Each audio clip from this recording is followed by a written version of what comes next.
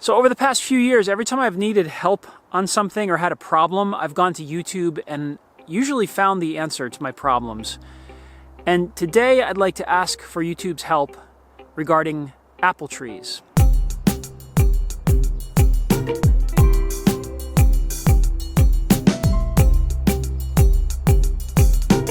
So about 10 years ago, we decided to start planting apple trees here on our property. And we planted this little orchard behind me, and we are now planting up the hill here and replacing a lot of our grapes with apples. And when you plant an apple tree, you plant a little tiny whip, and you don't expect fruit for 5 or 6 years. So you don't really know what you're gonna get until, years down the road after you plant. So we planted all our trees and we waited, and it took about 6 years before we started seeing fruit, and we started seeing a good amount of fruit, but then noticed all of the problems. Now, before I get any deeper into this, I just want to remind everyone, or people who have not yet seen any of my other videos, we keep honeybees here, and we are anti-poison spray. So we do not want to spray anything toxic on our apple trees that we would eat, and also anything that would harm our bees. Now, in the beginning, we decided we wanted to be as organic as possible here. We're not certified organic, but we don't want to basically put anything on the trees that we wouldn't put into our mouths. So in the beginning, I thought, I'd plant the trees, I would let them grow. Whatever grew and was edible by the end of the season, we would take. Stuff would go to pests, and that would be that. What we found was 100% of the fruit that was growing was attacked by pests. Fungus, insects, all kinds of things, just causing damage that made it so the fruit was just inedible. The worst of the worst pest was the Plum curculio, which I talked about in an earlier video. So after several years of watching our fruit grow on the trees, develop, but be completely inedible by the time the fall came, we decided last year that we wanted to start spraying an organic solution onto the trees.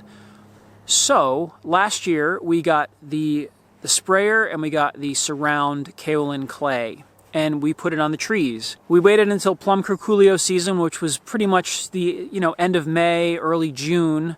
The curculios start coming out and they start laying eggs in the very small apples. We sprayed for a couple of weeks straight, and we noticed that it was having an effect. There were some curculio damage, but a lot of the apples, probably more than half of them, had no damage. So we knew that the spray was working. Now, the spray is not perfect, and if you do not keep the apples completely encased in the kaolin clay, the curculios are going to find a way in. And what happened last year, which is the thing that happens with surround, is we had a week straight of rain. And the rain washes the clay off of the apples, and it also makes it impossible to respray until the rain stops. So during that week, the curculios came out and just attacked the trees. So curculio season wound down around mid-June. We stopped spraying the surround, and we actually started seeing some fruit develop last year.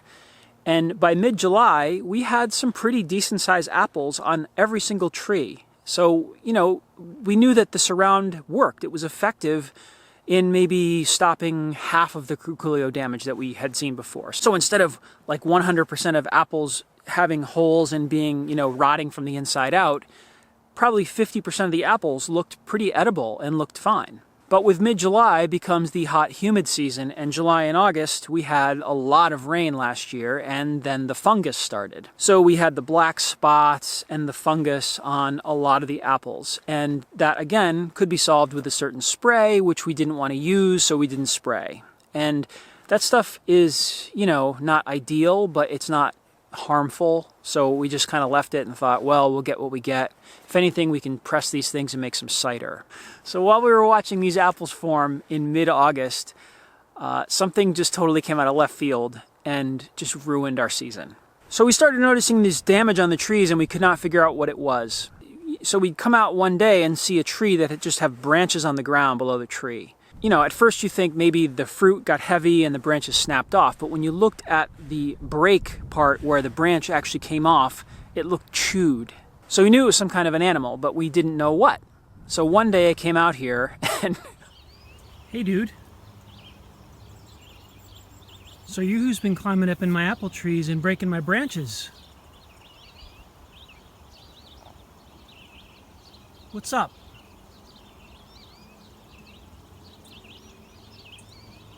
You gotta get out of there.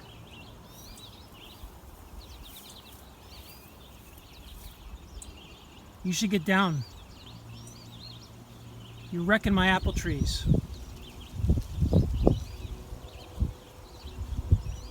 Come on. Come on, get down. Porcupines. Porcupines. In 10 years living here, I have seen maybe 2 porcupines total. So it was just a steady thing. Every day we'd come out and more branches would be on the ground and more apples would be disappearing from the trees. It was just infuriating. And these little beasts were doing more damage to the trees than deer, bugs, anything had ever done to these trees. They were just getting decimated.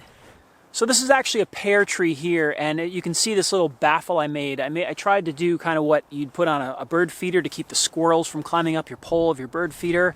So this was sort of just a test, but it worked. And it's not very elegant, and I have to redesign it, and I'm going to do all the trees this year, but hopefully that will, you know, deter and maybe keep the porcupines from climbing up these trees, you know, and ruining completely next year. But we had a lot of damage, and it's going to take years for those branches to grow back. So this tree lost probably 40% of its branches last year from the stupid porcupines. So one of the ongoing larger pests we have here is deer, and the deer just kind of clear the bottom 4 feet of the trees. They just strip them, and they just nibble the buds and the leaves. They don't really go up to the tops, and they don't eat the bark, so they don't kill the tree. They just kind of strip the lower part of the tree. Obviously, we could put fencing around here, but we'd need 7-foot fencing around all of our trees, and it would just be this tall, ugly mass, and it would just suck. I don't want to have tons of fencing here. So the deer, I just kind of think, well, you know, the bottoms of the trees are going to get nibbled. It's just, it is what it is. As these trees get larger and bigger, they can't eat all of the trees. The porcupines, however, can take off 40% of a tree in a night. And that kind of damage goes all the way to the top. So porcupine problem hopefully will be solved by the baffles. And that leaves us with the curculios and the surround spray, which is sort of 50-50. And then we get into the other pests and the other problems, which is the fungus. And there are a whole other bunch of insects that cause problems. The bottom line is we put 10 years into these trees. We've watched them grow, we've pruned them, you know, we've tended them and taken care of them this whole time, and we really haven't gotten any apples on these trees in 10 years. And 5 years ago, we started planting up the vineyard, and we have 100 new apple trees over there that we are watching grow. Those are much smaller though, and those are all dwarf trees, so they're never going to get to be giant. But they are starting to have the same kind of pests we have here. So I guess my question is, do you guys grow apples, and what do you put on your trees? And, you know, what are you comfortable putting on your trees that may or may not be organic? I'd love to know in the comments and kind of get a conversation started about, you know, some options here that I may not have thought about yet. Definitely don't want to put anything poison on these trees.